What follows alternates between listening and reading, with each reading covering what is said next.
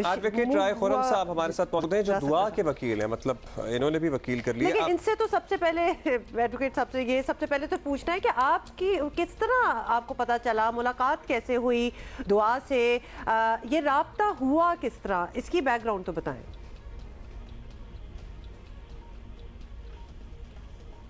Hello जी राय खुरम साहब, आपको आवाज आ रही है? जी मेरी आवाज आ गई है। ये असल में मुझे वॉक इन क्लाइंट आए हैं मेरे पास, तो वॉक इन क्लाइंट आके इन्होंने मुझसे कांटेक्ट किया है, मुझसे मिले हैं, ऑफिस आके बैठ के इन्होंने बात की है, तो सारी इंक्वायरीज करने के बाद ये सारा मामला हुआ है। जी नहीं, क्या इंक्वायरी की आपने ये इंक्वायरी की कि बच्चे की उम्र क्या है सर? जी डेफिनेटली बच्ची से मैंने उसका बयान लिया, उससे पूछा, उसने कहा जी कि मेरी एज तकरीबन 18 साल है, मैं 18 साल की हो चुकी हूँ, लेकिन एज पर वो जो उसकी मुशाबत नजर आ रही थी, मैंने उससे बारहा पूछा, उसने कहा जी कि मेरे वालिद साहब ने जो एज है वो कम लिखवाई हुई है मेरी बर्थ की डेट। नहीं तो उसके वालिद साहब की तो ये कहना है खुरम साहब कि अगर उनकी शादी भी 2005 में हुई है, अगर 6 में भी ये पैदा होती तब भी 18 की ना होती, which makes sense। ये तो बड़ी डिबेटेबल बात हो जाएगी, लेकिन राय साहब आप ये बता दें कि आपने कोई डॉक्यूमेंटेशन, कोई प्रूफ मांगा बच्ची से कि किसी तरीके से तो उसने आपको कन्विंस करना था ना कि वो वाकई 18 की है? जी उसने वो अपना कोरोना का कार्ड लेके आई थी, वो दिखाया था। क्या दिखाया था? कोविड का वो वैक्सीनेशन कार्ड। तो उसमें उसकी उम्र क्या दर्ज थी? उसमें क्या उम्र थी? उसकी उम्र 16 साल बन रही थी उस पर। अच्छा तो मेरी बात सुनिए, अभी आप क्या प्ली करना चाहते हैं या दुआ ने आपसे क्या डिमांड की है, वो क्या चाहती है? एक क्लैरिटी दे दें वरना कंफ्यूजन ज्यादा हो जाती है। ये जो वैक्सीनेशन कार्ड था, ये हुकूमत पाकिस्तान की तरफ से जो जारी होता है, ये वो वाला कार्ड था? जी वही वाला था, कंप्यूटराइज्ड।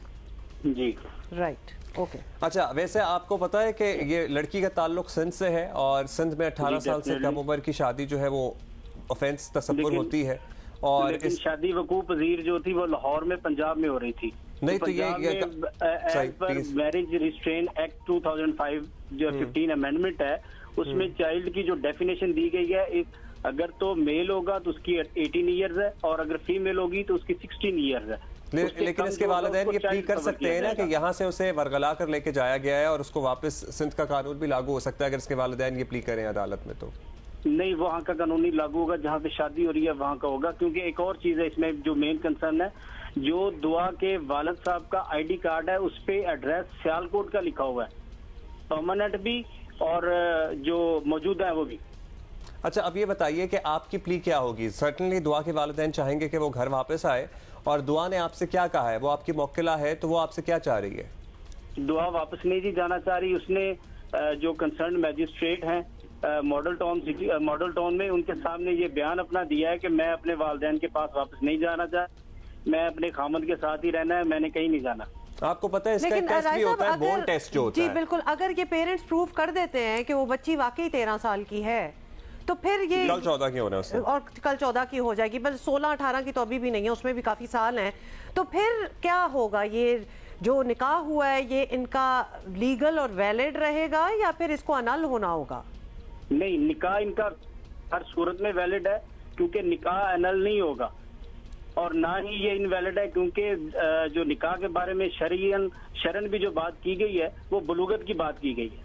अच्छा आप तो वाकिफ होंगे, बुलूगत की एज अटेन कर लेगी वो निकाह की अहल है, वो आप कह रहे हैं कि वैलिड हो जाएगा, लेकिन सर्टनली उसकी लीगैलिटी पे बात हो सकती है। लाहौर हाई कोर्ट का ताहिरा बीबी का केस है 2020 का, आपको याद होगा शायद, उसमें रिकार रजिस्ट्रार को ये डायरेक्ट किया गया था कि CNIC या मेडिकल रिकॉर्ड, ये तमाम चीज़ें जो हैं अटैच की जाएंगी, और आप चूँकि वकला बरादरी से हैं तो आपको तो इसका अंदाज़ा होगा। तो सर वहाँ यहाँ पे तो इस केस में कुछ अटैच नहीं किया हुआ ना, लेकिन इसमें 2021 में एक जजमेंट अभी रिसेंटली आई है जिसमें कहा गया कि अगर लड़की की एज 16 साल है या उसने एज ऑफ प्यूबर्टी हासिल कर लिया है तो वो निकाह कर सकती है।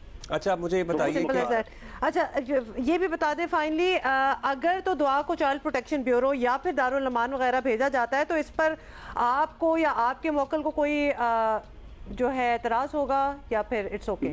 जी दुआ ऑलरेडी ऑब्जेक्शन कर चुकी हुई है, क्योंकि पंजाब पुलिस ने एप्लीकेशन गुजारी थी कंसर्न मैजिस्ट्रेट आज के लिए कि इनको दारुल अमान भेजा जाए, लेकिन दुआ ने वहां पे बयान दिया है कि मैं दारुल अमान नहीं जाना चाहती, मैं अपने खामद के साथ ही रहना चाहती हूँ।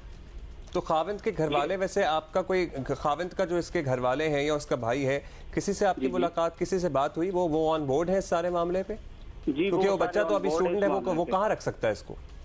जी बोर्ड है, वो सारे उनके उसके साथ ही हैं, वो ज्वाइंट में फैमिली सिस्टम है, वो इकट्ठे हैं। अच्छा जी, बहुत शुक्रिया आपका।